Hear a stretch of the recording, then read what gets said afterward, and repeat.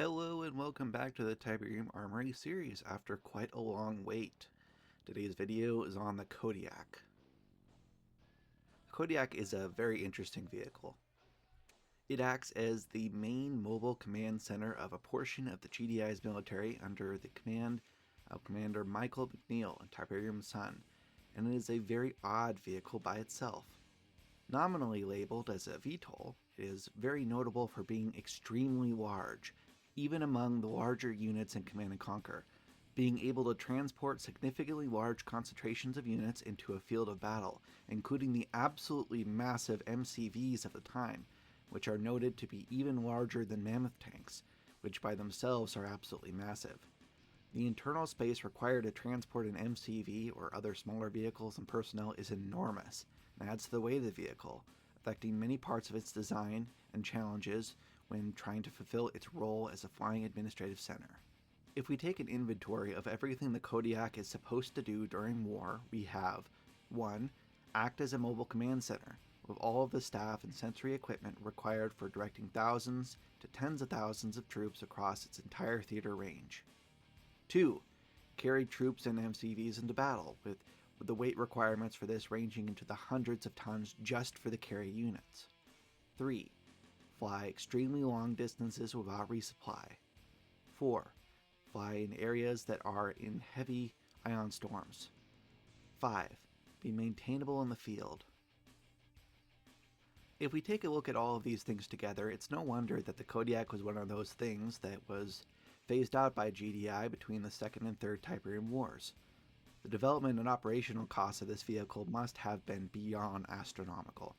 In fact, I have no reservations about saying that I imagine this vehicle probably required hundreds of billions of dollars in 2025 money to develop, before even talking about producing it en masse.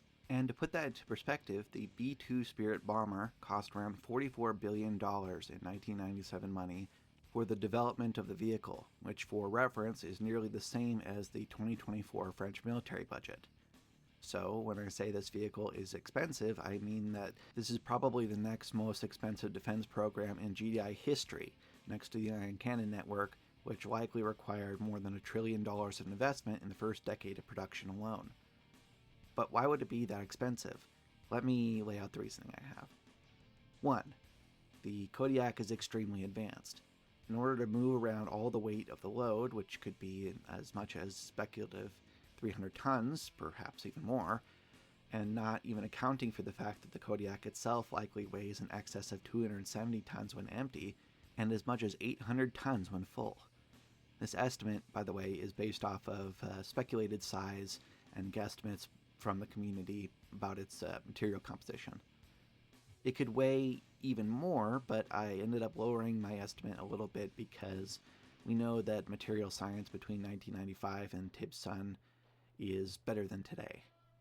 In order to lift all that, the engines on the craft would have to be incredibly powerful, in the order of magnitude of 8 million newtons of thrust, run by the very least a fusion energy core or perhaps Tiberium-based power generation.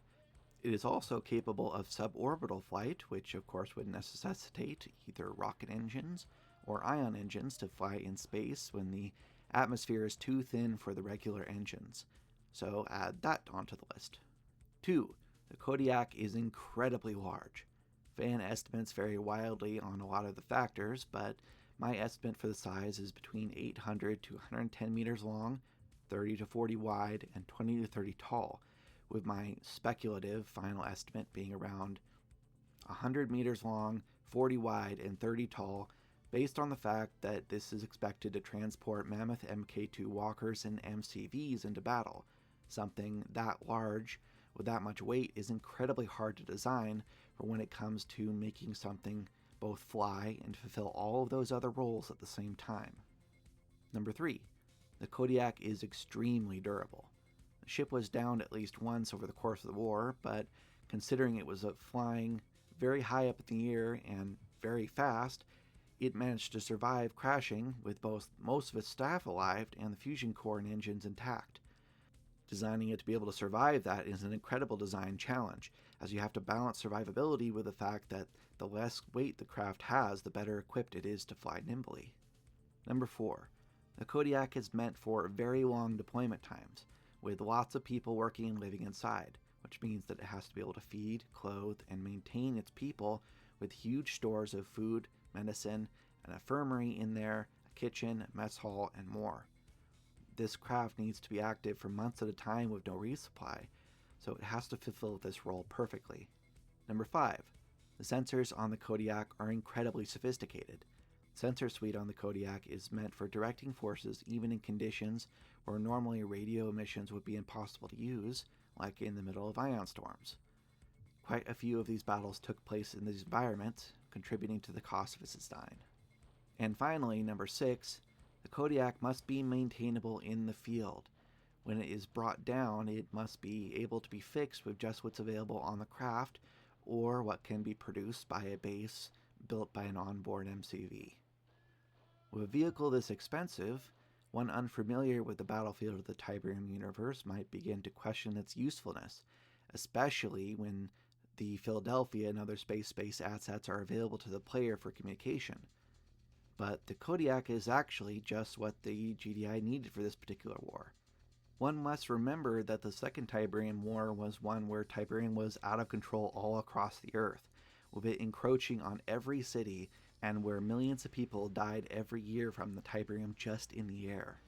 Ion storms raged across the world, blocking signals from space and radio transmissions, and the oceans were so covered in Tib that all trade networks across the world transporting by water stopped. It was vital in a world like this that commanders be able to speak with and direct their troops, and nothing that was from the older pre-Tiberium world could survive in these conditions. The Kodiak was the only way for the GDI to effectively fight a war in this devastated Earth of this period. And we can't forget that the process of building one, although very complicated, is made far less expensive by the fact that, just like all units in-game are built out of Tiberium-derived materials, this is likely true for the Kodiak as well, meaning it is both relatively replaceable and cheap compared to what we might expect from similar projects from the pre-Tiberium world. Just an example for that, a vehicle with comparable size is the Russian Caspian Sea Monster, an chronoplane built by the Soviets in the 1960s that continued operations into the 1980s, where it crashed in the Caspian Sea. While the cost of the vehicle is unknown, estimates based on similar programs like the Boeing 747, Lockheed C-5 Galaxy, and the Soviet Tu-144 supersonic jet estimate that the chronoplane costed somewhere between $500 million to $1 billion in 1960 dollars, or between $4 to $8 billion today. If successful, the vehicle could have been used to deliver very heavy vehicles like tanks to distant shores very quickly, making land invasions in Europe and Asia much easier than shipping everything over vulnerable train tracks. Another example of a massively expensive vehicle today being worth its development is the aforementioned B-2 Spirit, which cost between $2 to $4 billion to make in today's money. This craft is extremely difficult and expensive to manufacture, but its penetrative abilities are what makes it so valuable to the military. If we imagine the Kodiak as a suborbital Caspian Sea monster with some sensory equipment attached, then we can extend out the monster's own justification for its existence, especially if the Kodiak is able to deliver an MCV, which is essentially an invasion in a truck. While likely not being a very quick vehicle, the Kodiak is equipped with many electronic warfare stations aboard to prevent an errant Nod SIAM site from taking it down. And while I say that it's not very fast, I mean that it's not very fast when flying at low altitudes. With the level of engines that it likely had, the operating speeds of the Kodiak likely was determined by its altitude. Very rough estimates, and by very rough I mean napkin math, suggest that at sea level it could cruise around 700 kilometers per hour. At higher altitudes, between 900 to 1050 kilometers per hour, or between Mach 8.5 to 0.90, at 15 to 20 kilometers up, it could supercruise at speeds of Mach 1.1 to 1.3, and at suborbital heights, it could likely get anywhere between Mach 4 to 6 for short hops. These stats are very interesting to go over, But one theory I had about the Kodiak is something that I should put into the ion cannon video if I ever redo it. It is this. The platform, while being undoubtedly built for combat now, was likely originally built as a cost-saving measure. Now, what do I mean by that? Well, what I mean is that the Kodiak's base was likely designed as a part of the ion cannon project to replace the space shuttle program as the #1 way of getting assets into space. I mentioned in that video that the current space shuttle program, launching a shuttle at max payload at NASA, costs about $1.5 billion per launch, and the deployment of the ion cannons probably would have necessitated thousands of launches in a very short time period, well beyond the current scope of the project. Therefore, I propose this. The Kodiak was a combination of a breakthrough in power generation, either Tiberium or fusion based, and ease of constructions that MCVs brought. The vehicle is a suborbital craft built to bring hundreds of tons to space at a fraction of the cost of a shuttle launch. If the Philadelphia and the ion cannon network needed to get all of that stuff into space to build them, then there is no better platform to do it than the Kodiak vehicle. One thing that might also show this to be true is the fact that the Kodiak makes absolutely no attempt to be stealthy. It might have stealth plating, maybe, but is likely setting off every radar installation for hundreds of miles in every direction, relying on escorts and EM warfare to keep itself safe. If the craft was originally built as a hauling craft, it makes more sense.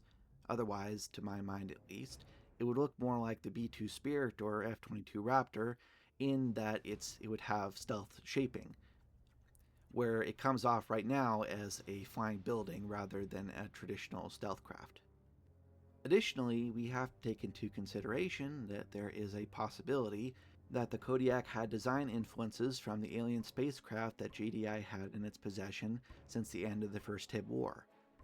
From it came hover tech and nods flying vehicles like the Banshee, and we can't discount that the hover tech used there wouldn't have been used to help the beast of a ship take off. Although there is no proof for that, the fact that the GDI had this ship while the Kodiak was in its design phases probably means that there is some validity to the second theory. Anyway, thank you for watching. I appreciate you all for coming and watching the vehicle all the way through. I actually really enjoyed making this script and video, so I hope you enjoyed watching. As a little bit of news, I'm going to try to get a video out by Friday of this week, as I have a few extra days off around Thanksgiving. And there will be no video, unfortunately, the following weekend, December 6th and 7th, for reasons I can't really get into. Following that, though, I hope to continue this trend of a video a week for the foreseeable future. Thank you once again, and I hope you all have a wonderful day.